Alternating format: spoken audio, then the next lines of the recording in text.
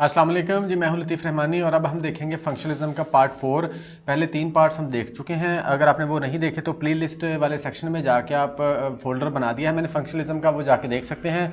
और इसके अलावा मैं इसका जो लिंक है वो डिस्क्रिप्शन बॉक्स में भी दे दूंगा।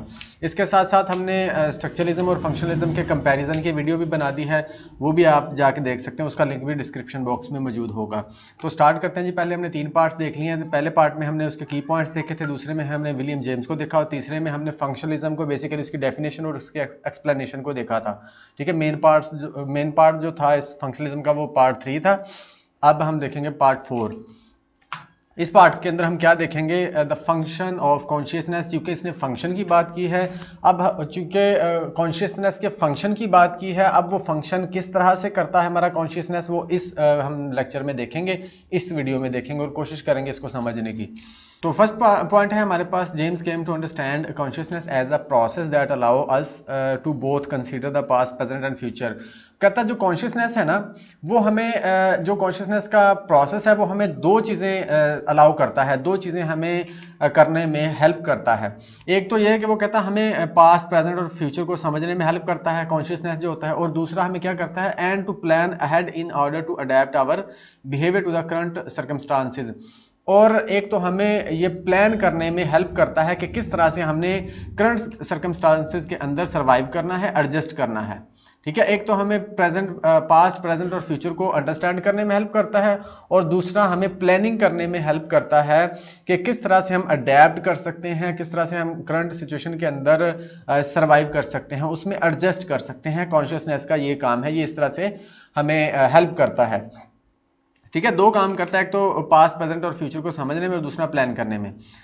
जेम्स, सेकंड पॉइंट हमारे पास, James argue against the structuralist position that states conscious can be broken into constituent parts. अच्छा, जेम्स का कहना था, इसने चूंकि स्ट्रक्चरलिस्ट के मुकाबले में उसके अगेंस्ट फंक्शनलिज्म को दिया था, तो वो उसके स्ट्रक्चरलिज्म का जो कॉन्सेप्ट था ना, कॉन्शियसनेस को पार्ट्स में डिवाइड करना, उसके अगेंस्ट उसको डिनाई करता था, कि वो उसके अगेंस्ट जाता था कि स्ट्रक्चरलिज्म के अंदर कॉन्शियसनेस के पार्ट्स करने की बात की है, वो इसको नहीं मानता था। ये क्या कहता था, coining the phrase stream of consciousness, James propose that mental life is a unity. ये कहता था, उसने कॉन्शियसनेस को क्या बोला, इसने ये फ्रेज यूज की थी, stream of consciousness, stream of consciousness. अच्छा, स्ट्रीम का मतलब क्या होता है, नदी जिसको कहते हैं, नहर जिसको कहते हैं, वो क्या कहती है, फ्लो कर रही होती है। तो इसके साथ उसने एसोसिएट किया, James propose that mental life is a unity. वो कहता है मेंटल लाइफ एक यूनिटी है, ये पार्ट्स नहीं है। ठीक है, वो कहता है कि यूनिटी है, दैट फ्लोज एंड चेंजेस, जो कि फ्लो करती है और चेंज करती है।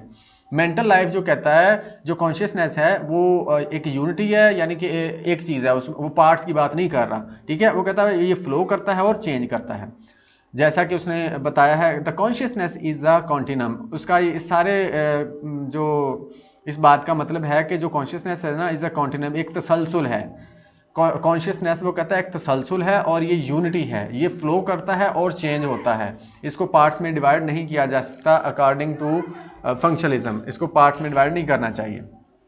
ठीक है जी, तो दो बातें यहाँ पर, 3 बातें की। एक तो ये दो काम हमें करने में हेल्प करता है, एक तो पास्ट, प्रेजेंट, फ्यूचर को समझने में, दूसरा प्लान करने में, तीसरा इसने अगेंस्ट इसके बात की थी स्ट्रक्चरलिज्म के, और स्ट्रीम ऑफ कॉन्शियसनेस बोला था, इसने यूज की थी ये फ्रेज। और इसका कहना था कि जो मेंटल लाइफ है कि यूनिटी है, फ्लो करती है और चेंज करती है, यानी कि कॉन्शियसनेस इज अ कॉन्टिनम, एक तसलसल है ये कॉन्शियसनेस। ठीक है, इससे भी आप समझ सकते हैं कि इसका क्या मतलब था, स्ट्रक्चरलिज्म और फंक्शनलिज्म के डिफरेंस। नेक्स्ट पॉइंट है हमारे पास, the function of consciousness put simply is to ensure survival. कहता जो फंक्शन है ना कॉन्शियसनेस का, अकॉर्डिंग टू विलियम जेम्स, वो कहता है कि बेसिकली वो है हमारे सर्वाइवल को इंश्योर करना। The function of consciousness is to ensure our survival. Basically जो कॉन्शियसनेस है उसका काम ही है कि हमारी बका को कायम रखना, हमें जिंदा रखना, हमें सर्वाइव करते रहना, यानी कि इंश्योर करना हमारे सर्वाइवल को। ठीक है, we have evolved to be conscious beings. वो कहता है कि हम जो हैं as a conscious being, conscious मखलूक, अवेयर या बाशऊर मखलूक के तौर पर हम इवॉल्व करते हैं, आगे बढ़ते हैं। ठीक है, because we would otherwise cease to exist. Otherwise वो कहता है कि अगर हम बाशऊर ना हो, हम कॉन्शियस ना हो, तो हमारा वजूद ही बरकरार ना रहे, हम अपने वजूद को बरकरार ही ना रख सकें। ठीक है जी। वो कहता है कॉन्शियस का काम है हमारे सर्वाइवल को इंश्योर करना। इस चीज़ को आप डार्विन की थ्योरी वाली जो एवोल्यूशन वाली थ्योरी है उससे रिलेट करके समझ सकते हैं कि बेसिकली हमारा जो कॉन्शियसनेस है ना उसका काम ही है कि हमारी सर्वाइवल को इंश्योर करे, क्योंकि अगर हम कॉन्शियस नहीं रहेंगे और ये सर्वाइवल को इंश्योर नहीं करेगा तो हम अपना वजूद ही बरकरार नहीं रख सकेंगे। ठीक है जी।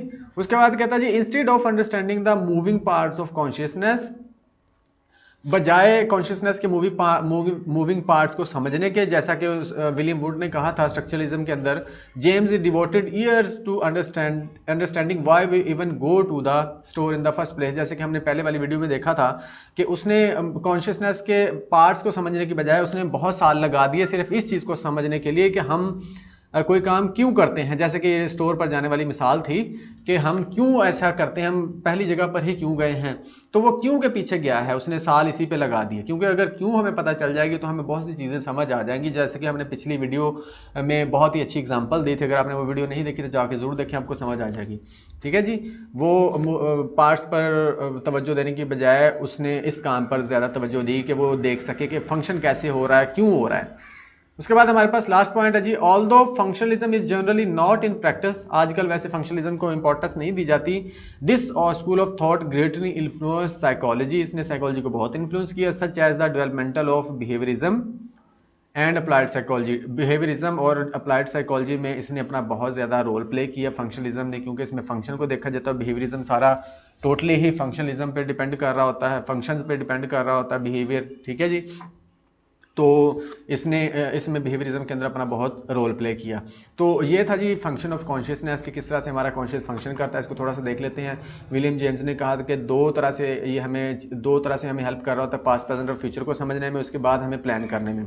ठीक है जी। इसने स्ट्रक्चरलिज्म के अगेंस्ट दिया था, इसको स्ट्रीम ऑफ कॉन्शियसनेस बोला था। इसने कहा था कि जो मेंटल लाइफ है यानी कि कॉन्शियसनेस है वो एक यूनिटी है, जैसा कि स्ट्रक्चरलिज्म ने बोला था कि पार्ट्स में डिवाइड करेंगे, इसको पार्ट्स होते हैं, जबकि वो कहता है कि यूनिटी है और ये फ्लो करती है तो चेंज करती है। ठीक है, एक तसलसल के तौर पर इसको बोला। और उसने कहा कि हमारा कॉन्शियस का जो फंक्शन है बेसिकली उसका मकसद होता है हमारे सर्वाइवल को इंश्योर करना होता है, अदरवाइज अगर हम कॉन्शियस नहीं होंगे तो हमारा वजूद बरकरार नहीं रखेगा।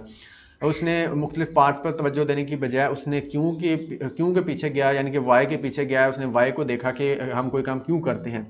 बिहेवियरिज्म फंक्शनलिज्म वैसे तो आजकल प्रैक्टिस में नहीं है, लेकिन इसने बिहेवियरिज्म और अप्लाइड साइकोलॉजी में बहुत रोल प्ले किया। तो ये था जी फंक्शनलिज्म। आई होप कि आपको समझ आ गई होगी। अगर समझ आई है और आपका फ़ायदा हुआ है तो चैनल को ज़रूर सब्सक्राइब कीजिएगा और कमेंट में अपना फीडबैक भी ज़रूर दीजिएगा। तो आज के लिए इतना है जी, मिलते हैं फिर किसी नेक्स्ट वीडियो में, तब तक के लिए थैंक यू सो मच।